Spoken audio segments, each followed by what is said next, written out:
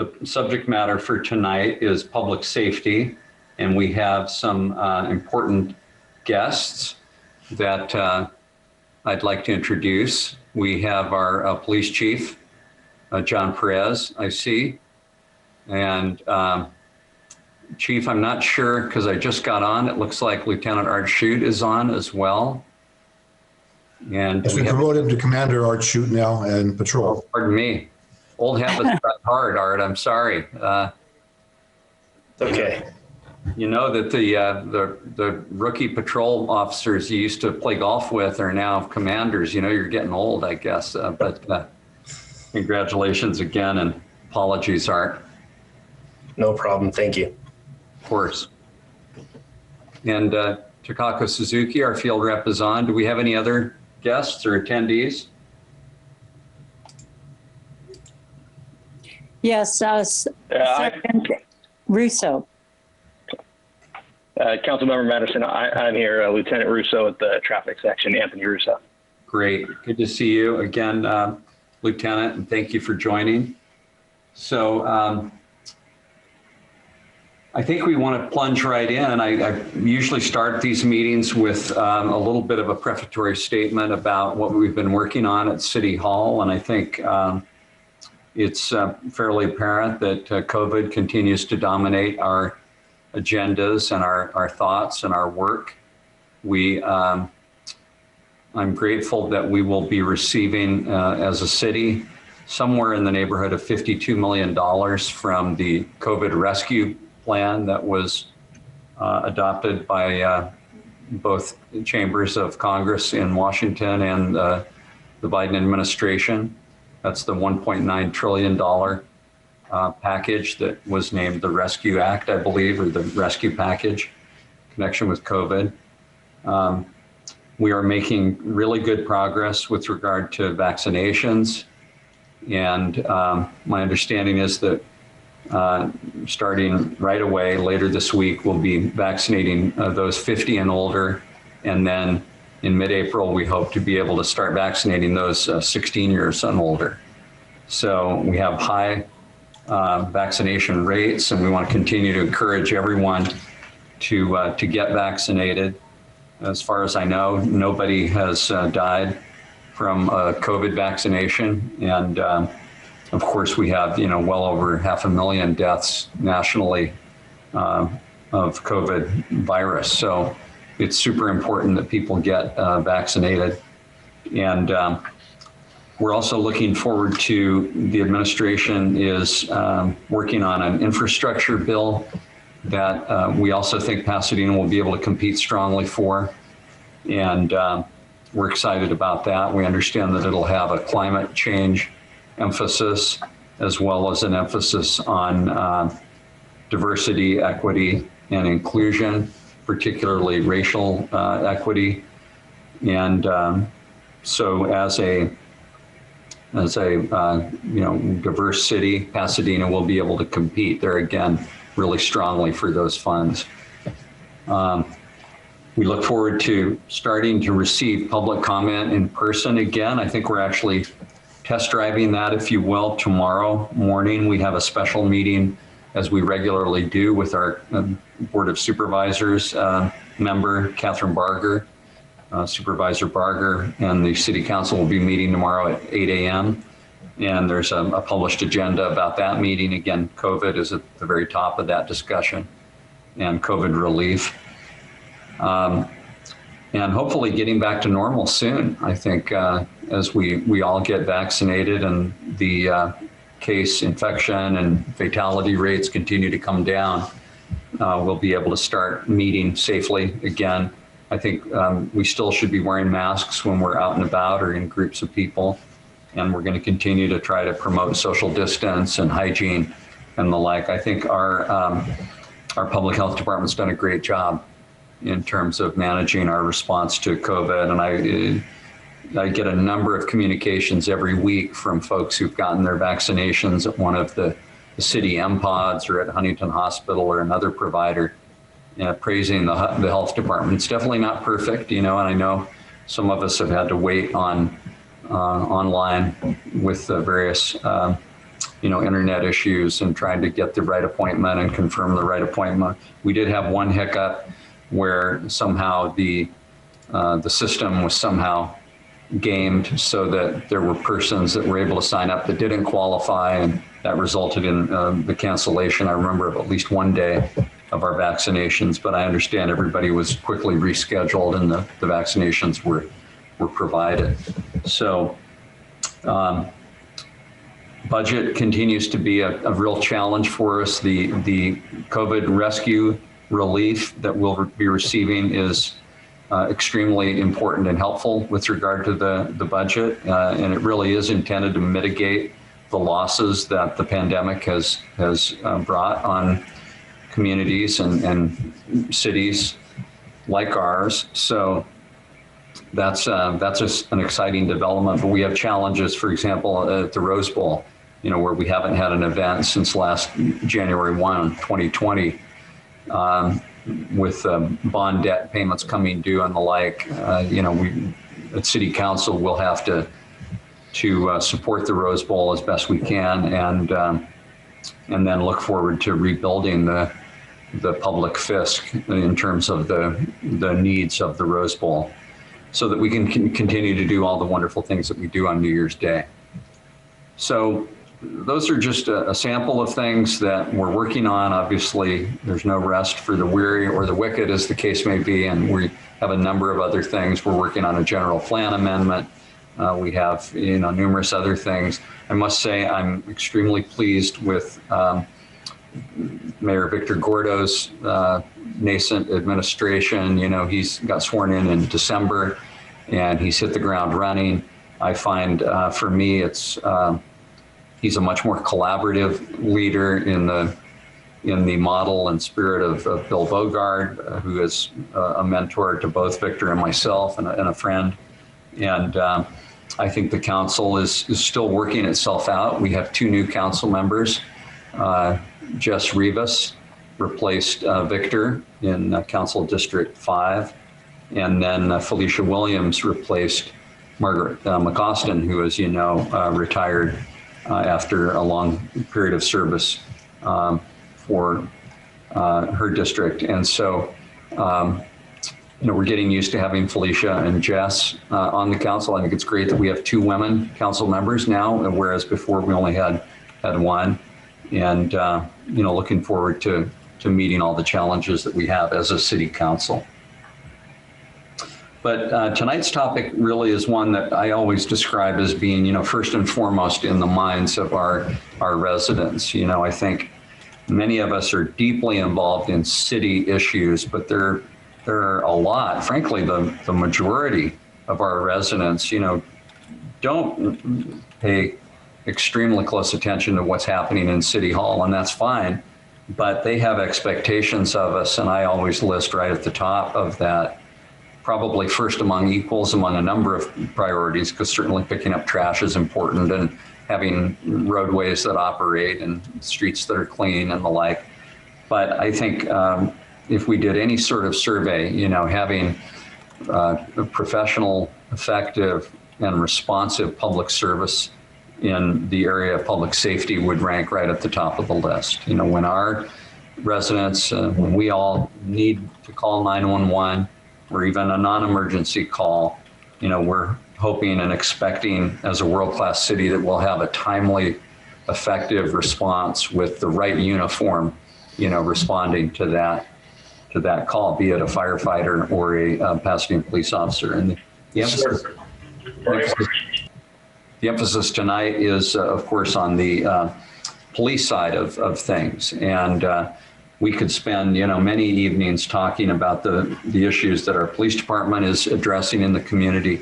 In many ways, we're a tale of two cities. Throughout the city, crime rates, by and large, are down. And there are certain crimes, for example, in our district in West Pasadena, property crimes tend to wax and wane, often rising and falling, based on the economy, based on unemployment, based on state policies around incarceration or early release of certain folks. But at the same time, we have a number of active gangs in Northwest Pasadena and gangs from outside the city that from time to time come into our city and start trouble. And so, you know, we, on the council, we get a report almost every day of what's called noteworthy police activity. And I'm always really sort of crestfallen by the nature and at times the volume of, you know, violent crime or potentially violent crime. Again, not in West Pasadena, almost always, or even in the central part of the city, which includes part of our council district. You know, much of Old Pasadena is in District 6, but really in the Northwest, in neighborhoods that are much more economically disadvantaged and the like. And I'll let the chief, you know, and Commander Chute and Lieutenant Russo speak to this in more detail, but, you know, the proliferation of firearms and the numerosity of firearms in our city and in our state and our nation and our region is just appalling. And it manifests itself in things like Atlanta and Boulder, Colorado.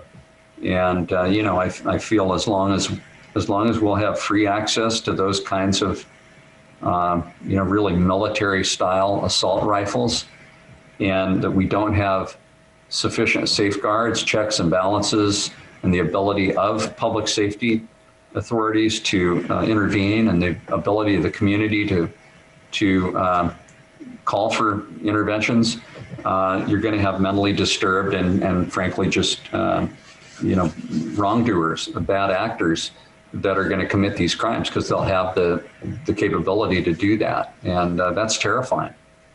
And, you know, there's always a lot of focus on shootings in Pasadena, as there should be. If there's an officer involved shooting, there's tremendous scrutiny that's brought to bear, again, as there should be.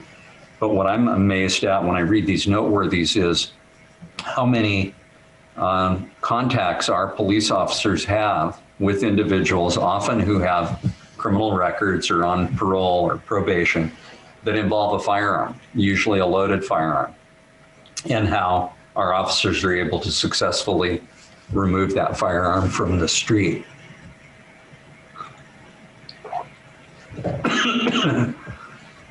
Excuse me, I'm getting choked up talking about it. Not really, but Chief, why don't you take over? Let me catch it. This is the handoff, sir.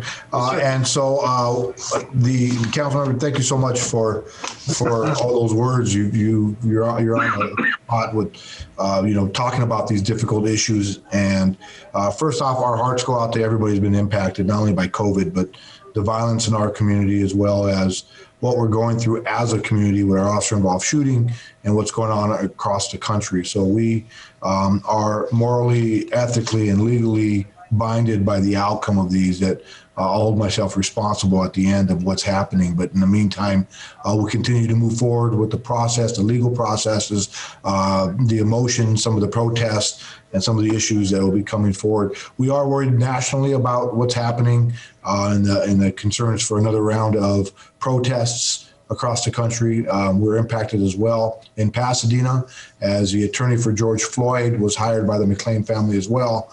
And so we are tracking it, working the best that we can through it, always difficult. Crime overall in Pasadena has dropped by 15% this year. We were challenged last year as we ended crime in 2020 in the pandemic as the same as 2019. However, in that data, you will find an 85% increase in the amount of gun violence, with a 59% increase in the amount of shooting victims. Those are two of the highest numbers I have seen in my almost 36 years with this city. And so it is a dynamic. We are challenged with the fact that 100% of our gang activity is in fact Black and Latino gangs. And we're challenged with the national social justice movement in trying to reduce enforcement policing when we know that much of our investigative stops and arrests are going to be overrepresented in groups such as African Americans and Latinos because of the gang activity. So somehow we are trying to find a balance to reduce the enforcement and not have the concerns. As we listen to public comment at the council meetings or public safety, comment card after comment card, it really does get at the policing for the issues we have. McLean will be difficult for us to move forward. We know we have a gun, we know we have DNA, but it's going to be a difficult place for our community to move forward with these critical events that just send us back sometimes a decade in our relationships. And so what we want to do today is really talk about some of the overall gang violence that we're seeing. Again, historical increases. Overall crime remains at historical lows, though. That is the challenge we have, in that the year-to-year crime increase from 2019 to 2020 may be the largest since they've been keeping data on crime stats. It's a 35% increase in violent crime, which in fact is triple the amount of any previous period. Even though we're at the lowest crime in our country that we've seen, and in Pasadena as well, we worry about 2 or 3 years of this increases, which should be dynamic on the resources, and that's what we worry about. Pasadena has seen double-digit declines in almost every category of crime this year. We did conduct a full reorganization last year in February. It was a one-year process for us to go out to the community, listen to the community, as well as do internal retreats with our frontline personnel and listen to the type of police department they wanted. And so we designed what we thought was a future for policing that would take several years to engage. After 1 year, it's worked out very well in terms of resources. There was a time, as you know, Councilmember, looking at the possibility of adding more police officers and so forth. And we have 5 in the defunded category.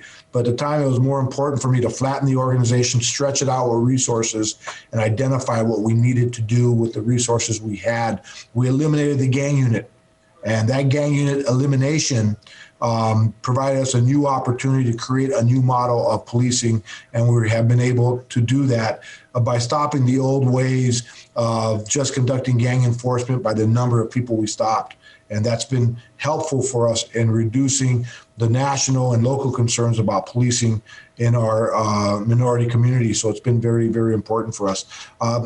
Again, from this point, we will talk about the fact that we've had national concern with hate crimes and the fear of hate crimes. This Thursday, the Pasadena Police Department and local agencies will be holding a forum on Thursday evening with Congresswoman Chute, along with Mayor Gordo, to help the community understand the challenges with the fear of crime and hate crimes and what we could do as a community. So what I will do at this point, Councilmember, with your approval, I will give the mic to Lieutenant Russo, who will talk about our traffic issues and some of our traffic challenges that we have. I'll stay here. I'll try to answer questions at the end that come up that I will be responsible for answering. Certainly, and I got my voice back, so that's good. And thank you, Chief, for that. I also want to remind all of our residents that you can send questions in by using the chat feature on your Zoom. It may be called Q&A also. I think I'm looking at both. So please don't hesitate if you have questions. We have a few already that I'll ask at the appropriate time. We'll be curating the questions as we go. And before you turn it to Lieutenant Russo, if I could just, Chief, one question is the wisdom of not having a gang unit. And I totally get the conflict that we have policy-wise between, the cry for social equity and a different approach. And I really do feel like, and I would think you'd agree, that we've reached a tipping point in our country where we are now viewing race relations, not just in policing, but in every aspect of our society. I would hope with a whole different perspective and attitude and the need for introspection and to evolve and move forward. But yet that seems to, in some sense, because of the predominance of gang activity in low-income neighborhoods, which sadly frequently do tend to be often minority communities, the need for somehow less police presence, or at least less police presence of a certain type, So I wonder if you could just amplify on that, and should we, let's not make it too complicated, should we bring back the gang unit? Is there another approach that will work? Great questions. Yeah. Great question. So where it starts with is, my 35 years, almost 36 years with the city, I have spent close to just over 7 years working gang enforcement in some capacity, from a line level to a supervisor to a lieutenant, and counting another 2-3 years on top of that added as a commander of the division. So I understand the statistics well, I understand the work, I understand the pie model of prevention, intervention, and enforcement. We start with prevention. If we could be everywhere we know crime is going to be, we would never need to do intervention and we'd never have to do enforcement. But when prevention fails us, it leaves us with intervention. That means both community resources and the police department's own models of the explorers and youth advisors and cadet programs, which I was a cadet as well.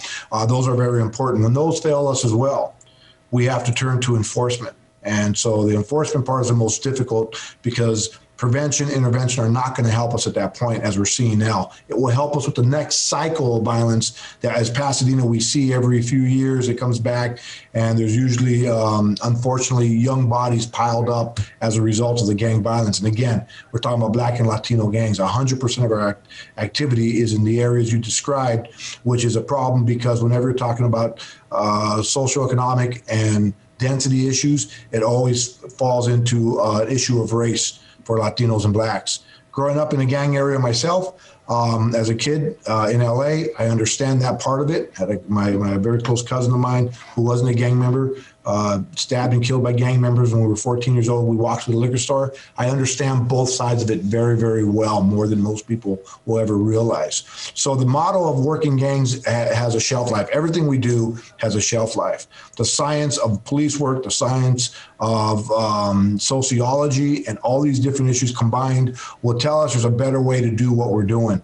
So in 2019, when I decided to reorg and listen to what was happening, it also came with a lot of study and a lot of understanding of what needed to be done. So when we eliminated the gang unit and the old way of doing police work, we have to understand that we were led by both science and what we call intelligence-led policing. Basically, it's to be where we think and we know the crime to be occurring. We need to be in those neighborhoods, and that's very difficult for us to do that because it's focused on mostly enforcement.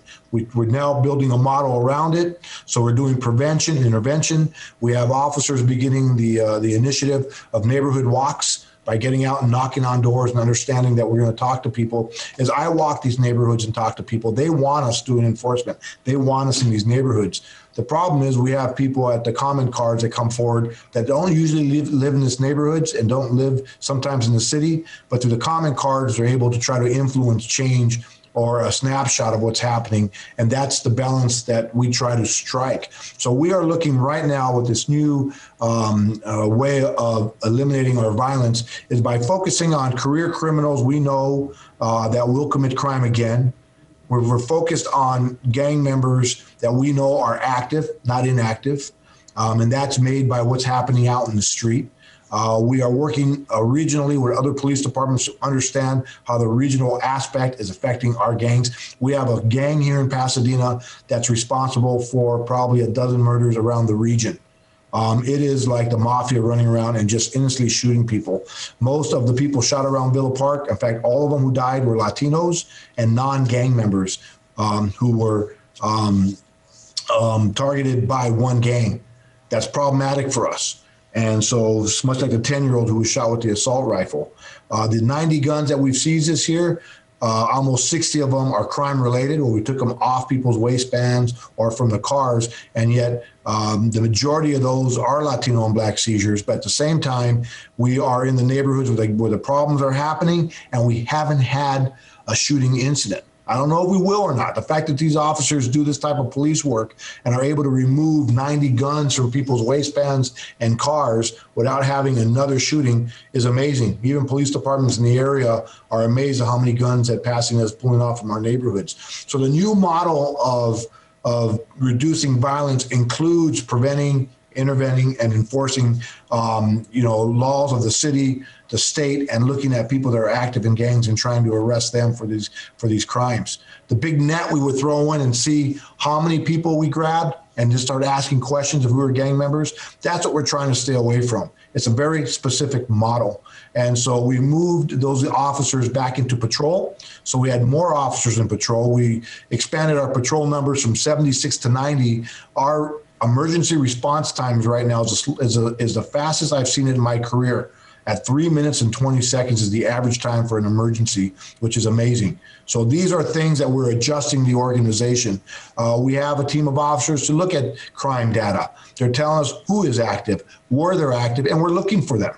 People may not like that, but at some point, we have 10,000 crimes in the city that are committed. 4,000 are Part 1 crimes. We do have suspects committing crimes. We do have to go after them, and we do have to arrest them and do it in the best way we can. So with that, that rounds out the model we're trying to achieve. We're in the first year of this system, and it's starting to really pay dividends now. With any great change of an organization, it takes a little bit of time. This one is working out faster than I thought it would have. This might be my last year of policing. I don't know. And so with this coming up and coming about, all these changes have to extend beyond the chief and extend into the decade to make sure we are doing things that could last well beyond any of us. And so I know a lot of police departments are paying attention to what we're doing. We do have colleges interested in what we're up to. This science of what I talked about has reduced the use of force over the last 2 years by over 20%. We've reduced certain types of uses of force by over 70%. So I know this is working. I might not be around to see how it's going to look in another year, or years after that. But we do know that this is working. It takes work every single day.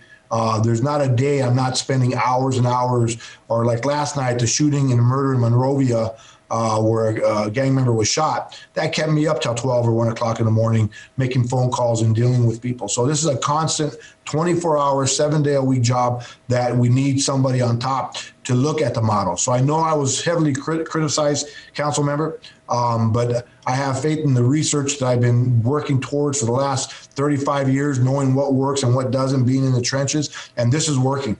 15% decline in crime this year tells me that we're getting there. I got to depend on my robbery, homicide people to start making arrests of the suspects that are committing these crimes, and we're going to get there. So this is all one big loop. The final part I'll talk about before I give it to the next speaker is that part of this elimination of a gang unit, we created the neighborhood services section. 2.5 years ago, we began to experiment under Commander Clausen, a way for us to redo the way we work with our homeless. We knew this for years, that of the 15, 20,000 calls per year, a lot of those could be diverted to nonprofits. So 2.5 years ago, prior to George Floyd, prior to the pandemic, prior to the protests, we were already working on this. And so people who think this is an overnight change are in for a big surprise for those cities.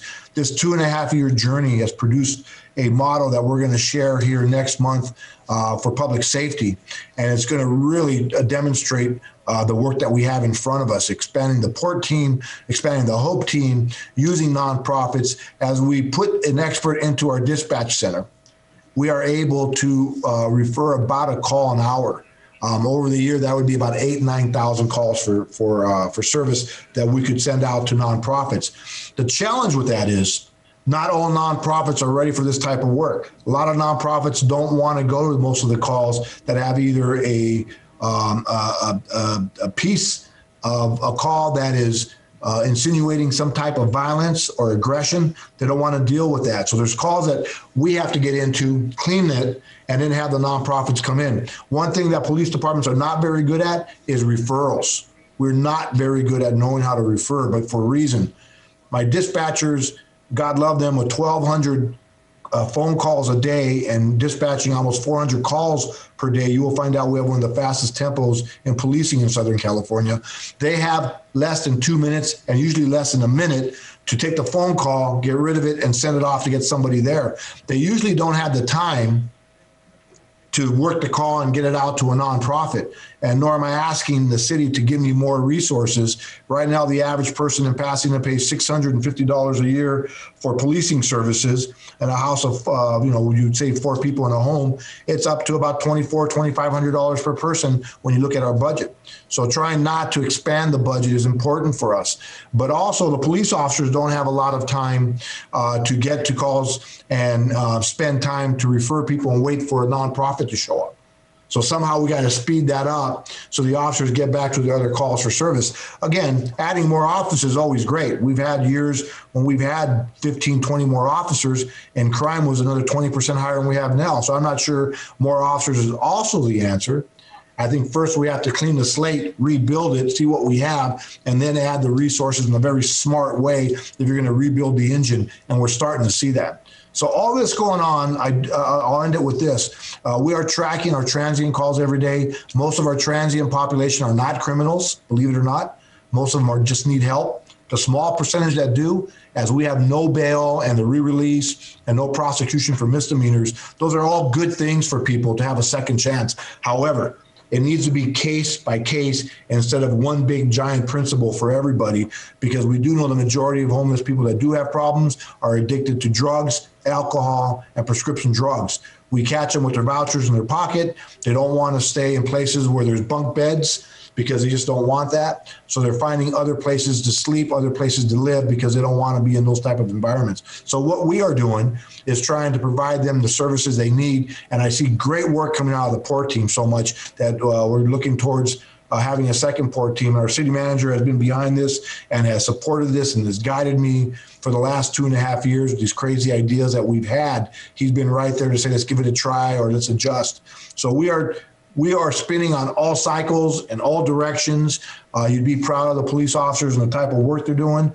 Their morale has been very, very positive. And we're trying out different equipment to continue our changes with use of force. The state is looking at Pasadena. We are ready to take off on a digital platform using a use of force process that actually improves the officer's decision-making and the amount of time it takes for us to really detain somebody who's violent. So a lot of good stuff happening, Councilmember. However, it's all connected to eliminating the gang unit, the old model. It's all intertwined, and there's a lot more work to do, but understand we have tremendous challenges from a social standpoint and how people will view this police department based on the critical events of the officer-involved shooting and other events that are happening. Chief, you've raised so much there, and I really appreciate it. Before we go to Lieutenant Russo, I just want to pull on a couple of the threads that you've put out there. You know, first and foremost, you said it may be your last year of policing. Of course, you know, we all reach a point, I suppose, where we want to go fishing or retire, and you're certainly deserving of that. I personally hope that that won't be in the near future, because I think you do a great job. And, you know, being someone who, and I hope you'll understand this in the spirit that it's said, you know, grew up in Pasadena in the police department, you know, you really understand our department inside and out, and I'd hate to lose you. Of course, none of us is bigger than the institution, you know, that we work for, and there will be ultimately replacements for all of us, of course. But one thing that you mentioned does relate to some of the questions that we've been getting and that I've been commenting to the media on this week and all, and that is homeless, and in particular, the homeless encampments that the city of LA has seen fit to establish in Eagle Rock, you know, right outside our city limits. You know, I oppose that. I think it's a terrible idea. The pallet program, and there are people that I have a lot of respect for that believe these pallets are a compassionate, you know, proactive solution to homelessness. My problem is that I think many of the service-resistant homeless are, in fact, you know, mentally ill and or have severe substance abuse problems. I think we need a national policy, frankly, and resources and new laws that would allow us to, you know, provide care for people who clearly cannot care for themselves. Right now, the standard, as you know, under 5150 is a danger to themselves or others.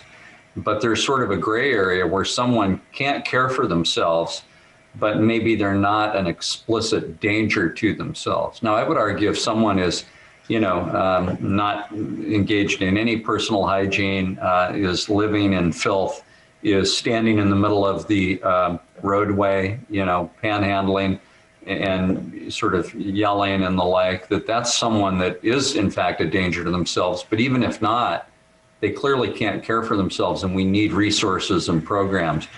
But until we get those, I just want to make sure our residents know that you and I are aware of this pilot program and that we're going to be very vigilant in terms of any impacts on Pasadena. Absolutely, and I think the big part of this, the homeless discussion, where we came up, where it finally hit me about when I first became the interim chief 3 years ago, it really struck me because we had, right now, in today's time here in March, we have 5 people responsible for 80 incidents because of the new policies coming out by the elected officials at the DA's office. We can't argue there's not goodness in trying to get to a place with no misdemeanor prosecutions, no bail, releases. All those things are godly, but we have to understand the midst of that, we're dealing with drug abuse, alcohol abuse, behavioral crisis every day. So it's not that simple. And a few years ago, there was one individual who kept exposing himself along Green and DeLacy, and a couple of the businesses were thinking about closing down. So I walked the area myself, Jason Clausen and myself. And as we did that and we talked to everybody, we decided it's going to be for 24 hours, we're going to keep going after this one individual. And so we did. We stopped him. The officers stopped him. They arrested him 5 times in a little more than 24 hours. Finally, and this was the answer, finally the court said, you know what? This person needs to go away. For 6 months, they sent him to a facility, not jail, but a facility. And after 6 months, what happened, they shook the bottle of prescription drugs. They threw it at him and said, hey, take this once a day and you'll be good. He's never returned. And so he probably went somewhere else, or he kept taking his prescription and life went on for him, hopefully. So the point is that if we had conservatorship, if we had the ability in this state, I've always thought since I was a 21-year-old officer in the 80s, if I could just take somebody to the shiny hospital on the hill for either alcohol, drugs, or mental illness, and they couldn't leave until they were better, we'd reduce our enforcement issues. We wouldn't have repeat criminals over and over and over again, because by not being able to take somebody somewhere, which is usually by arrest, for being high on drugs or alcohol, or mental illness cycles that happened, we're leaving them in the street to commit crimes to feed their habits. So by not being able to arrest them, not being able to incarcerate them, I get the bad part of that.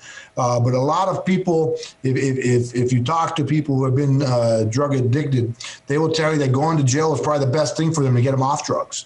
Now, I get the negative part of being stuck in a third world country like county jail for a while couldn't be good for anybody. So somehow we got to balance an accountability portion of what needs to be done to reduce even the misdemeanor crimes and have some kind of accountability, as well as being able to release people and not have them go to jail. So there's a lot to this. We're getting there. Our experiment is showing that we could do something, and Pasadena is really making a difference on what you see visually.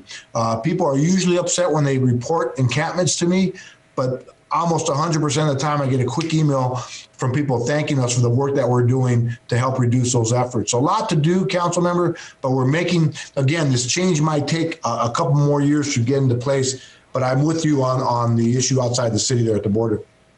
My final thought before we turn to Lieutenant Russo is just, I don't know that everyone appreciates truly the nature and complexity of police work, and how, personnel intensive it is, how labor intensive it is. I think people have an image, perhaps from television or movies, that, sole officers, break down doors and execute search warrants, and that all happens on the drop of a hat. But in fact, as we know, I'm a former prosecutor, the police work is highly labor intensive and time consuming, and especially, when done properly with, the utmost of officer safety and, fact-based investigating, in mind. And I know that's how we like to do it. I think it was at a public safety committee,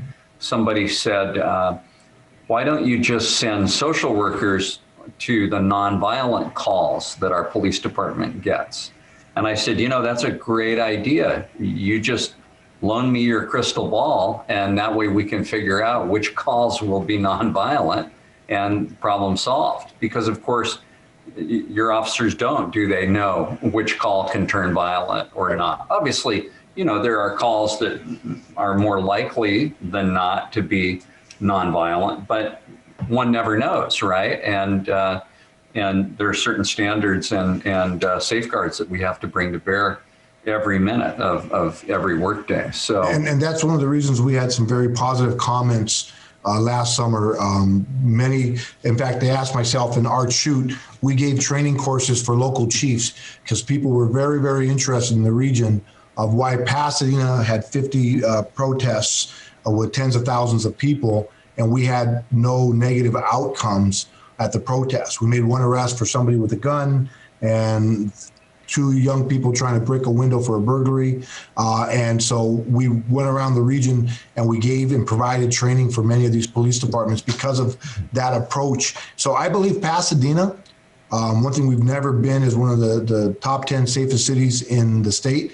I think we are coming closer and closer, but we couldn't have done it and start that path of trying to get there without changing these models. And what you talk about is trying to educate the public to what we need to change as police officers in the police department. We're trying to get there. Not simple, what our challenges, but at the same time educating to the complexities which you described.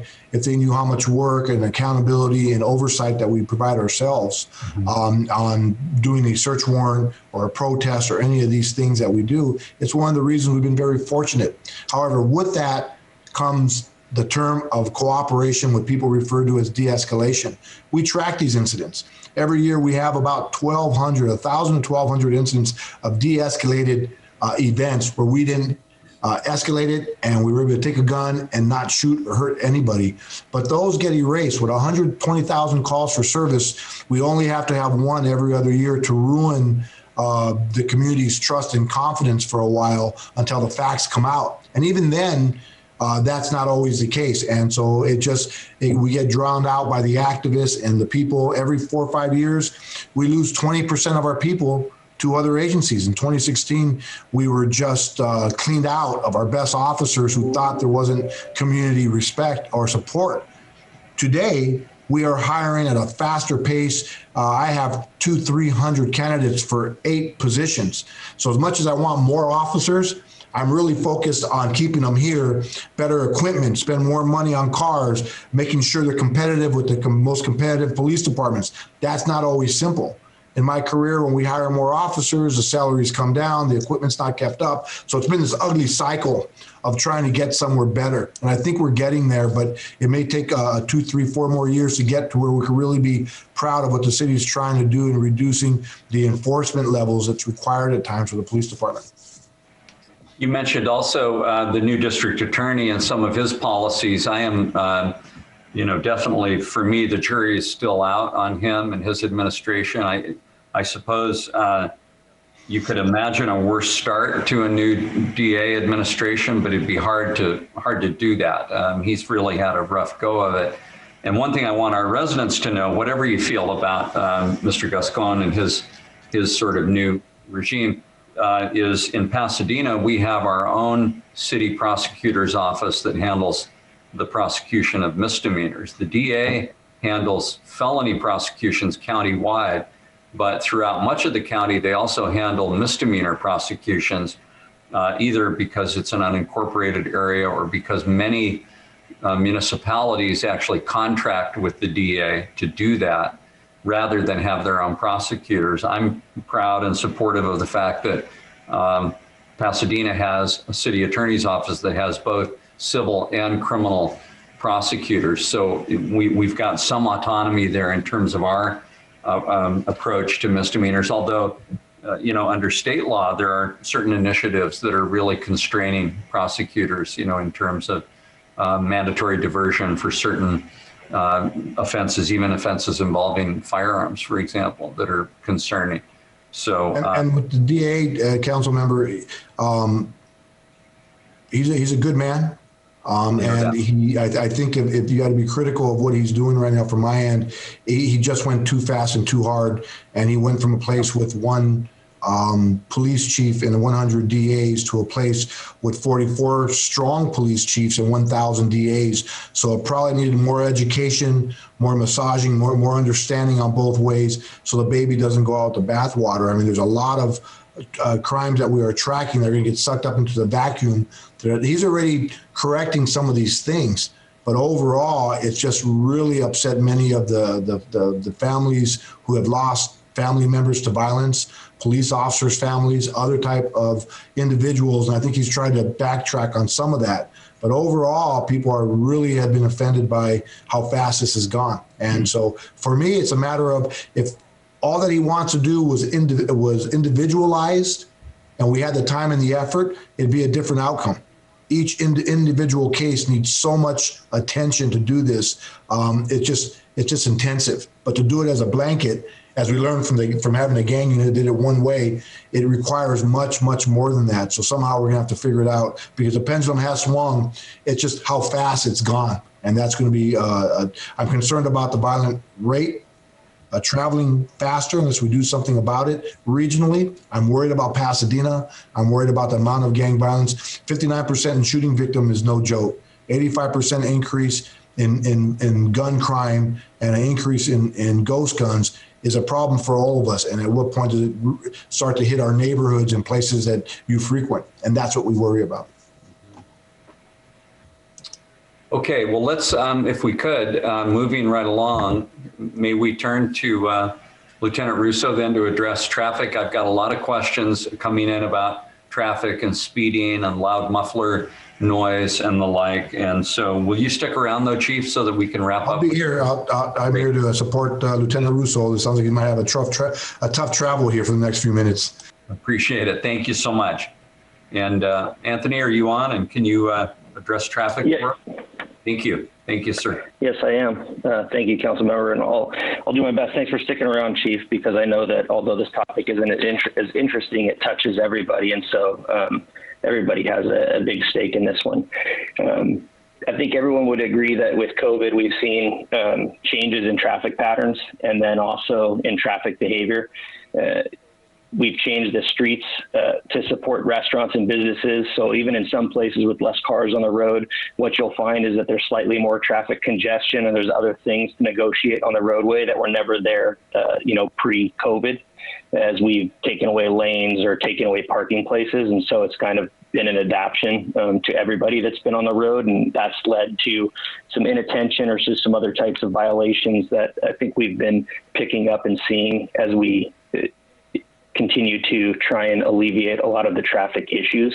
And I think that we're going to continue to see those challenges throughout the city as the restrictions begin to loosen and more locations are reopening. And so we're going to see more cars on the road. And to kind of put that in perspective, if we're just looking at hazardous movers, so those are violations that lead to usually or primary collision factors of accidents. So you're talking about speeding, turning violations, even distracted driving with cell phone use. In 2019, pre-COVID, we issued roughly 4,200 citations for hazardous movers or distracted driving. And then we saw that number in 2020 get reduced to about 2,300, which was in part because of the less traffic on the road, but then also some early restrictions with how we were able to actually do enforcement when we didn't really understand the virus much. And then now in 2021, we're seeing that we're still pretty much on pace as far as those citations for those hazardous movers go to hit about 2,000. So right there with kind of what we were looking at for 2020. Now that number may increase and we may see more violations or be able to involve ourselves more as things reopen and we see more vehicles on the road. Those numbers may increase, so we'll keep an eye on it. Our strategy is and has always been, to provide education and enforcement through those contacts. And so unfortunately, when you look at the criminal side and you look at contacts with driving, if we really want to change behavior, that means that an officer needs to stop a car and needs to initiate a traffic stop when they see a violation. And then obviously at that point, they make the determination as to the best course of practice, if that's going to be to issue a citation, a written warning or a verbal warning, depending on kind of what was going on. But those contacts will change behavior. And then that in turn potentially saves lives down the road. But it's very difficult to gauge anytime that you look at something like this, because we don't have, like, Councilmember Madison said, we don't have a crystal ball. So there's no way for me to know that once an officer makes a traffic stop for speeding, and if they issue a citation, if anyone's gotten a speeding ticket, and I know I did before I was in law enforcement. Well, I went to traffic school because I didn't want my insurance to go up. I paid the violation. I went to traffic school. I learned a little bit about that, and I changed my behavior. I was much more cautious about how I was on the road because I didn't want to get another ticket. And so I believe there is data that would support that what we're out there doing and making those contacts does alter behavior. And so it's important that we continue to do that. We respond to complaints received throughout the city, and I know in District 6 specifically. And actually, those numbers that I was giving you, I should preface also, those are merely for District 6. So that is not encompassing of the city in itself. Those are just the numbers solely in the work that we're doing in the area pertaining to the stakeholders that are likely in this meeting right here. And so we're responding to those complaints. We're contacting those drivers. For those that are on Linda Vista, if they're on the call, I know that speed is a great issue on Linda Vista in various areas of the corridor. And we just picked up the speed trailer from Linda Vista that had been there for about 12 days. And we've seen that does help as people pay attention again to kind of what they're doing on the roadway, or when that speed pops up and they realize, I'm going this amount of this fast, or they see the message. And again, we're trying to change behavior. That's the primary goal behind what we're doing. We do a lot of grant funded programs that target those hazardous movers and that dangerous driving behavior. So in 2020, it was difficult to actually conduct or utilize the grant money that comes from the Office of Traffic Safety and the California Highway Traffic Safety Office. And so this year we've been able to utilize that money on a more regular basis and provide that level of enforcement on 5 days a week for the most part, in addition to supplementing what patrol is doing.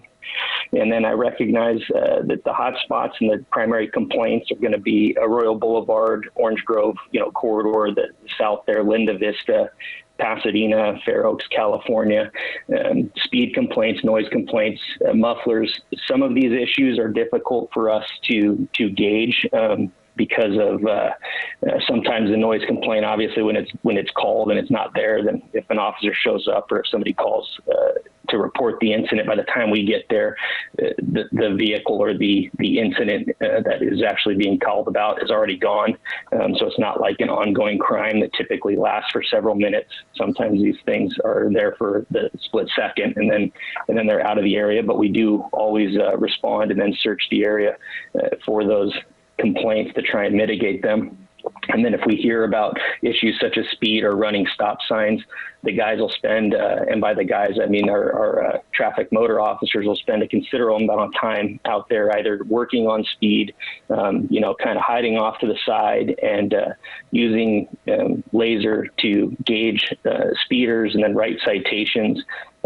In preparation for this, I was talking to some of our members about what we are doing in those areas, and the majority of the officers that are assigned to District 6 and work those corridors routinely are targeting and spending time at the areas that we receive the majority of the complaints, working on speed violations or stop violations and trying to do what they can to slow people down, to be out there as a presence and to just provide some level of awareness and enforcement.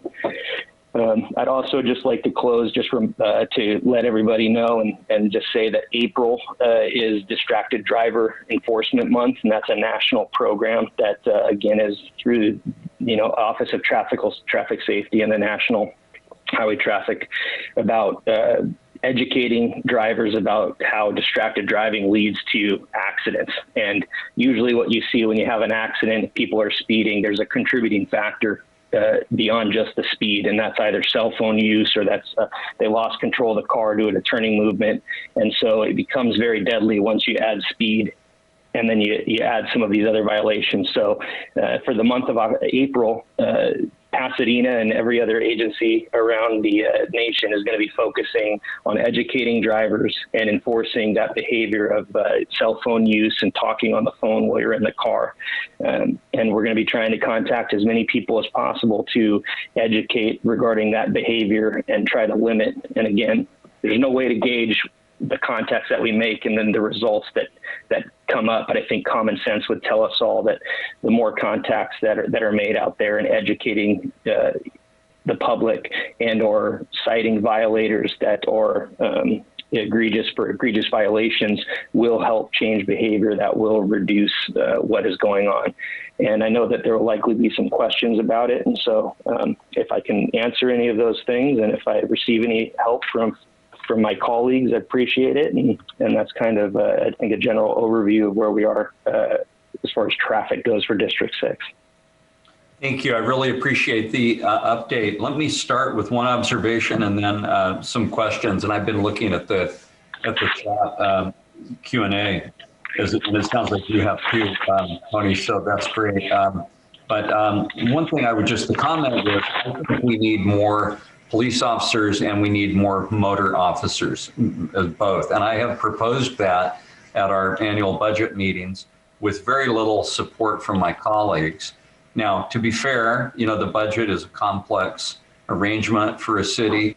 We have way more needs than we have dollars to go around. All the departments are competing, and the city manager and finance director's principal jobs are to organize those budgets and all, but I'm going to continue to ask for more police officers and more traffic officers. I think I do have some support from my colleagues, and I'm going to continue to press that. And I'm intentionally not putting the chief or Lieutenant Russo or Commander Chute on the spot here because, ultimately they work for the city manager. The city manager sort of hashes those budgetary things out internally, but the council makes the ultimate decision on those things. So I want my constituents to know I'm going to keep fighting for that. The first question I have is just, we've all gotten so used to sort of like zero traffic in the last year with COVID and working at home and a general desire and the safetiness of not being out as much. I'm concerned, and I think we're already starting to see it with vaccines and antibodies, increasing.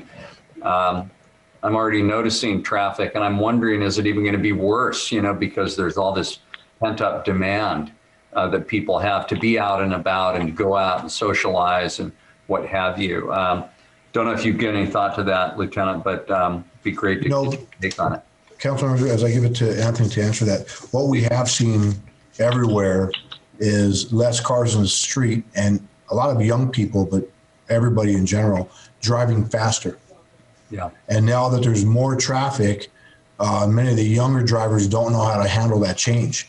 And if you notice around, some of the collisions dropped and those kind of things, the impact, the depth of these collisions have been much worse than ever before. The amount of damage, the amount of people involved, the injuries are more severe because people are driving at faster speeds. And so you hear it late at night. You hear the cars speeding around, especially in areas where you might have some hills or in quieter neighborhoods. They're speeding down those areas. By the time we get out there on those calls, if we do, it's a low priority call. We can't find them or prove it was them. That becomes the most difficult part. And if we did, we're lucky to issue a citation if it doesn't turn into an encounter of some type. And so we have seen an increase in vehicle pursuits because people don't want to stop. The young people don't want to stop, and they decide to try to get away from us. And that causes a conflict in itself. So we're aware that people are, encountering us more face to face to see if we're going to back off. And sometimes that works, but we're seeing this high speed and a lot of our young people unable to handle that. But Lieutenant, I'll give it to you. I would just echo what you said. I think we know that as places open up, that we're going to see more traffic. And I think the realization also is that probably older, individuals and later drivers are probably further along potentially in their careers, or they're not out and about or don't have a need to go out to the local restaurant, location, bar. We're going to see bars opening up and staying later, which means that you're going to start having people driving potentially under the influence of alcohol and or some other substance. And so we're prepared to see an uptick in that. And I think you have to understand that, just looking at the numbers, that because COVID has changed things, that people are going to be beginning to adapt, and it's going to move back toward probably more of what 2020 or 2019 looked like moving forward. And so the answer, or the question really then becomes is, well, what can we do to prepare ourselves for what undoubtedly we know is coming? And that's just, I think, through the education of what we're doing, the education programs that are provided throughout the state about what's going on, us getting out there. And you're right, Councilmember Madison, having more motors means more contacts. Having more officers means the ability to respond, to calls or to contact more people, which frees patrol up to do traffic enforcement as opposed to responding to priority 1 and 2 calls for service, as that's not their primary function. And the motors that are in the city responding to these primary traffic problems, we're there pretty much Monday through Friday. And then we're working with patrol on any issues that are occurring during the weekend because we don't have a motor deployment on Saturdays and Sundays outside of when we send out special programs or grant funded related safety related programs that we're doing. So I think that there's going to be an increase in that. I think that we'll continue to monitor it. I think there will be some other issues with, I doubt we're going to be opening up the streets. So again, it's pedestrians on the roadway have been, we've seen an uptick in pedestrians being struck by vehicles. And in part of that, I think, is more people had to get out and walk, and they're exercising at night. And there's less cars on the road, and then you bring that with speed and attention, and those are dangerous combinations and factors. And so as a traffic section, we're paying attention to those hazardous movers, but we're also trying to educate the pedestrians that are on the street, and just making sure that everyone out there realizes that, you don't have a safety bubble around you, and your best defense is to stay vigilant. And, when you're out and about exercising, walking, to wear something that, designates you, or reflective, bright clothing, so that you can be seen while crossing, and then always to assume that the vehicle approaching may not see you, to never assume that just because you have a green walk signal that means that the car is not going to make a turn and commit a violation because they're on their cell phone. And to add, Lieutenant, do you want to talk about the extra service around the Rose Bowl with more people coming and some of the concerns we have with vehicle traffic in that area?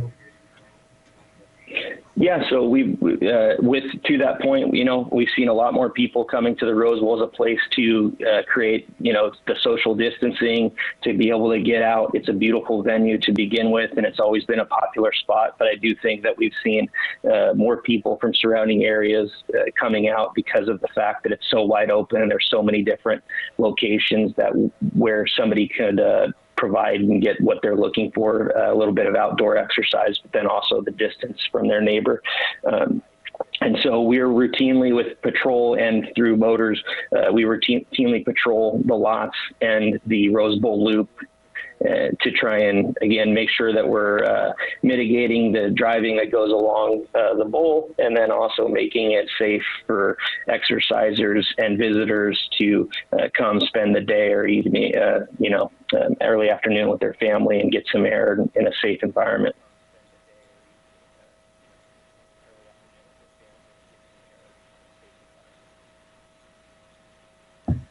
A couple of follow-ups. We did get some inquiries about the Rose Bowl and about the separation between pedestrians and cyclists and cars. So I know I've been down. When I walk down there, I do see police patrol, both in vehicles, and I've seen motors down there. So I take it you're well aware of that area as you just described, Lieutenant. Yes, your complaints regarding people not following social distancing or cyclists. Yes, we have one. Is that what the issue was? Not even social distancing, but just cyclists using the pedestrian area. And, that's, of course, very difficult to enforce. But as you described, I think just police, good old police presence, having a motor, do a lap around the bowl occasionally goes a long, long way in terms of reminding everybody, hey, there are rules and I need to follow them. Well, yeah, that, and if you've ever been down there and and I'm sure you have, when there was a motor, and if they saw that, then sometimes you may have actually heard the motor officer get on the PA to provide a little encouragement, direction to follow the rules and the established loop that was set up so that we could separate, the cyclists from the pedestrians and the walkers. Right. I know another thing that we're going to have to deal with as we, again, hopefully come out of COVID is some of the accommodations that we've made, especially for restaurants where we've got barricades up in a number of the parts of the commercial parts of the city with lane closures and outdoor dining moving out. And I know the restaurants are, and many residents too, are urging us to keep those in place even after COVID. I'm fine with that, and I think that'd be a good way to continue to sort of jump pick our economy back into full health. But I'm also a little concerned about the traffic impacts. I know, for example, if I drive on Union, which is one-way westbound through that area in Old Pasadena, there are a lot of Uber drivers that just take up a lane of traffic, effectively just reducing the traffic to one lane. So is that a phenomenon you're aware of, Lieutenant Russo, and any thoughts that you have about the way forward on all that?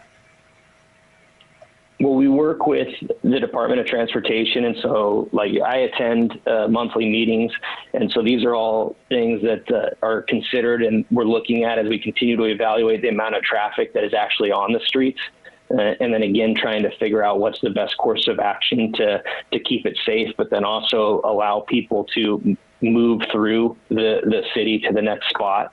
And, I said it at the beginning that with COVID, and you take away a lane, you take away some parking, you reduce, Colorado or Green or these other streets by a lane. If we would put the same amount of traffic on there that we normally have, it likely is going to create a lot more congestion. So right now, we're not there as far as pre-COVID congestion levels.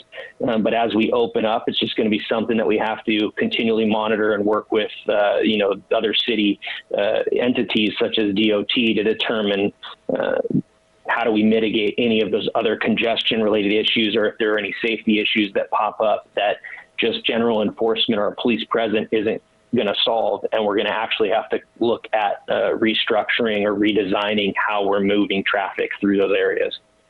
Mm-hmm. Okay, excellent. Let me check some of the Q&A that we have here. And if you do that, Councilmember, we have Commander Chute that could talk about just an overview of crime in District 6 to give people a snapshot of what's out there and what's happening as you do that. That would be great. Art, are you on with us and prepared to do that? Thank you. Yes, sir. Thank you for having me. And I want to thank everyone for having me here tonight. I'm happy to be here. Again, I'm the patrol commander for the police department, so all of patrol division. And as far as the citywide crime rate, as the chief mentioned, is down 15% and down 9% last February to this February. The residential burglaries, I know that may be a question that would come up. You've had 11 residential burglaries in District 6, 5 in March. None of those were actual break-ins while somebody was at home.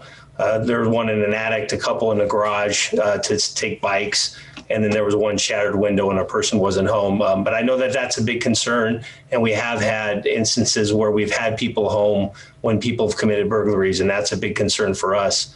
As far as vandalisms in the city, specifically to District 6, we've had 4 vandalisms since the beginning of the year. These are all year-to-date stats. And one was at Decidro Park, and the others were just random throughout District 6. And there's been 2 robberies since the beginning of the year. Both were petty thefts that turned into robberies because business owners try to stop the thief, at which point it becomes a robbery when they try to fight to get away. So the stats are what they are. They impact you personally if it's occurred to you. I've been reading some of the comments that have gone through, and I know that there's concerns about porch pirates, quote, porch pirates coming and taking things off people's porches, and calls to dispatch saying that we won't come out to those. That shouldn't be the case. That's very important to us. Any crime in the city is important to us. Now, depending on the level of the crime, we may have to respond quicker to other crimes than lower level crimes, but it still deserves a response. And if, in fact, you're getting information from dispatch that, hey, we're not going to respond to a specific crime or call, then I would suggest you call the watch commander. That's something that I would want and expect you to do so that we can make sure that we're handling our service areas properly and handling your residential concerns and the concerns of the residents. One thing I would like to talk about is our community policing efforts.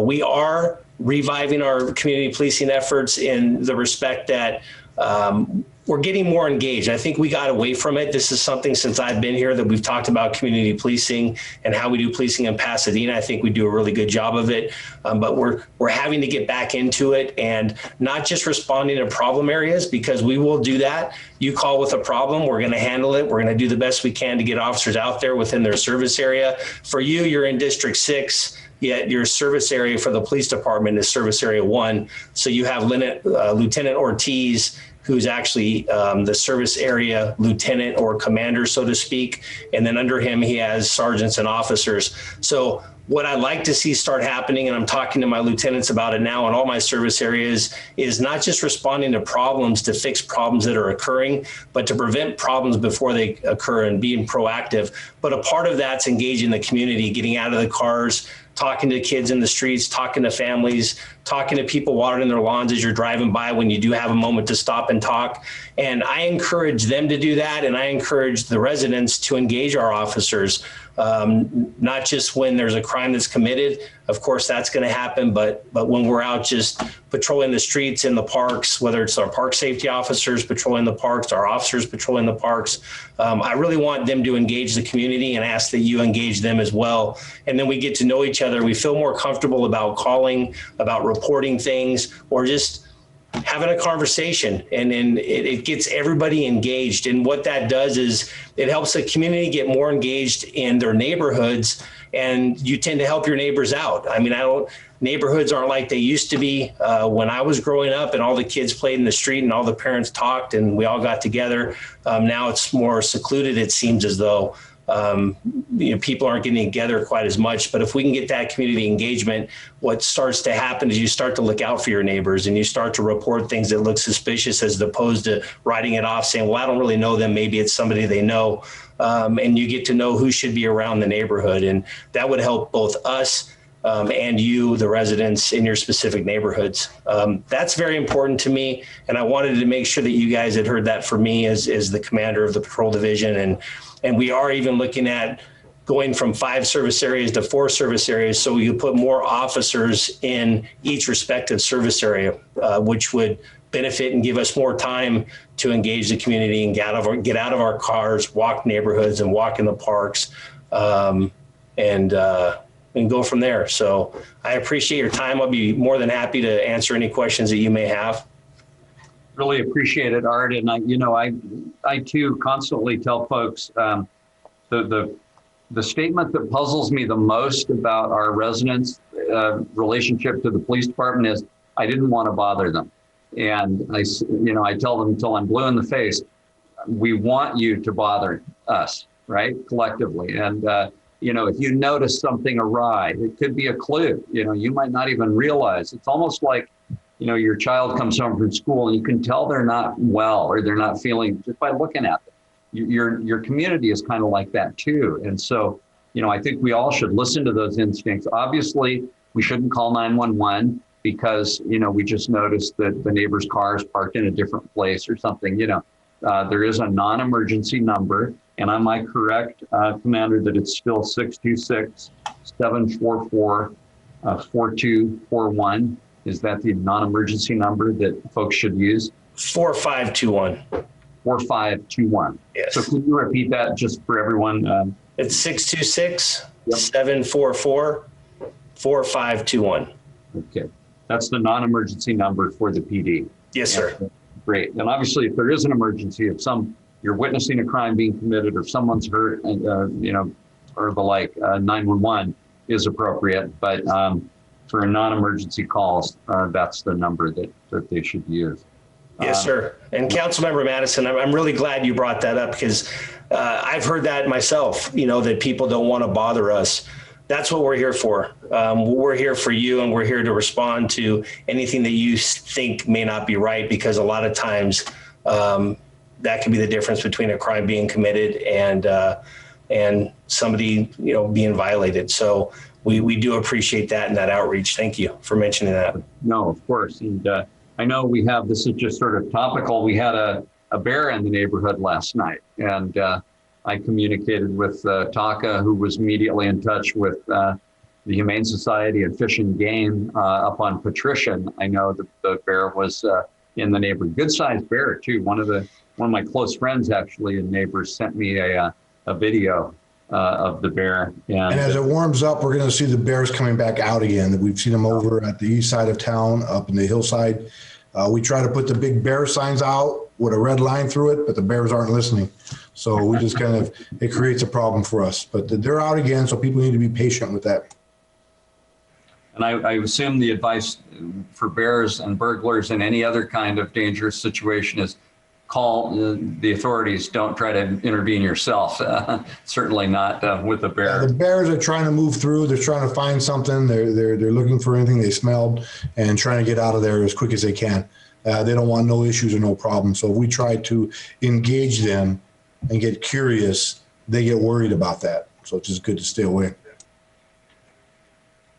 Well, I had one question here that I can probably address, and then perhaps we can wrap up a little bit. I know some of us are SC basketball fans. I won't give anything away if you're recording the game, but this has certainly been enjoyable. And of course, UCLA, I think, plays also later tonight too. So both the local teams. But we got a couple of questions about police oversight, and we are moving forward with a police oversight commission. As I understand, we're scheduled to discuss part of that process on April 7 at a special public safety committee meeting. And then on April 19, as I understand, we'll be making appointments to that, or formally, forming that commission. Obviously, there's still a lot of open issues about that we'll have to sort out. And then we'll also be moving forward, as I understand, with some sort of independent police auditor position in the city. I want to tell folks that although I ultimately supported those efforts, for a host of reasons, I think the buck still really stops with the police chief and his command staff, two great exemplars of whom you had tonight, along with the chief, and also with the city council. The council, I am directly accountable to my constituents. And so ultimately, if policy changes are needed, the city council will be the ones to do that. And any commission would just be advisory ultimately to the city council. Obviously, the trial of the officers in Minnesota, or one of them, started this week with George Floyd. That was pretty appalling, in my humble opinion. What I witnessed when I watched the opening statements by the lawyers. And I tell people all the time, I don't see anything even close to that in terms of a problem or a lack of professionalism in terms of our police department. So that gives us great confidence and you know, we want to support our police department. Certainly in West Pasadena, the feedback that I get is you know, virtually unanimous on that. Obviously, We appreciate that. Yeah, we really do, because I think people want to know that we're employing best practices and that if we do have problems, we're engaged in solving them, and I know we are, you know, so. And those are difficult. You know, people oftentimes wonder where the police chief sits on oversight, right? And so I think it's important for people to understand that there are 18,000 law enforcement agencies in this country, 12,000 municipal, and of those, less than 300 have some sort of singular oversight. And so it's important to have oversight beyond the police chief to be, you know, measured by what we're doing. And so passing is different. We're probably better than the majority of those less than 300. As a police chief, I probably have more oversight. I will have the more police chiefs anywhere in the country with a public safety committee, which is, you know, I listen to them, and that group has been, and your leadership, council member, has been important for the public safety committee. Has juice. They don't just sit there, they have juice. Mm-hmm. And so we also have a police advisory group that I created in 2018. These are not friends of the chief. These are people we found in the community that had real serious issues with policing and wanted a larger voice, and they represent multiple organizations, each one. And so half of them are attorneys. And so that's a group that provides oversight for us. We also are going into the oversight police commission, and then we'll also have an independent auditor. That is 4 forms that there's going to be some bumps in the road. There's going to be some pretty serious legal issues as we find our balance. So we'll be up to the chief both now and to the future to understand the dynamics and serve as a liaison to all these groups and still maintain morale in the police department. So we're going after, as I said, the 59% increase in shooting victims and the 85% in gun violence. There has to be a balance there, so police officers believe that if they feel they're being restricted in policing, we may see them back up, or we may see what we see every few years when we lose 20% of our workforce. So those are all dynamics that are going to be important for us, and the police chief and the command staff, we have to guide ourselves through that. A lot of study, a lot of work, a lot of understanding, late night conversations for us to be guided to where we need to be as a community. So I give credit to this community for doing that. Our police association has been supportive of the process. They're a little bit concerned about the legalities, as I am in some areas, because there are activists out there who want, much like the DA did, everything to happen at once, and then you're trying to correct it. So there's so many points we're going to have to work together on. I wish everybody well with this as we move forward. Certainly. And Councilmember Madison, I need to make a correction on that phone number. It's 626-744-4241. You were right the first time. I don't know what I was thinking, but you're right. I was thinking of an internal line. Thank you. You weren't pulling a prank on one of your colleagues who's now going to get 1,000 calls. No, sir. I just hope everyone that was on the call has stayed long enough to hear the correct number. I apologize for that. It's quite all right. I'm glad I don't have to change my speed dial there. I've got that number. So the correct number is 626-744-4241. Thank you. Yes, sir. All right. Okay. Well, on that note, let me just thank each of you. I also want to thank very much the city's IT department, and particularly Chris Willits and KPAS, my good friends Chris Miller and Danny Hess, who were involved in taping tonight's presentation. And please, Chief and Commander and Lieutenant, stay safe, stay strong.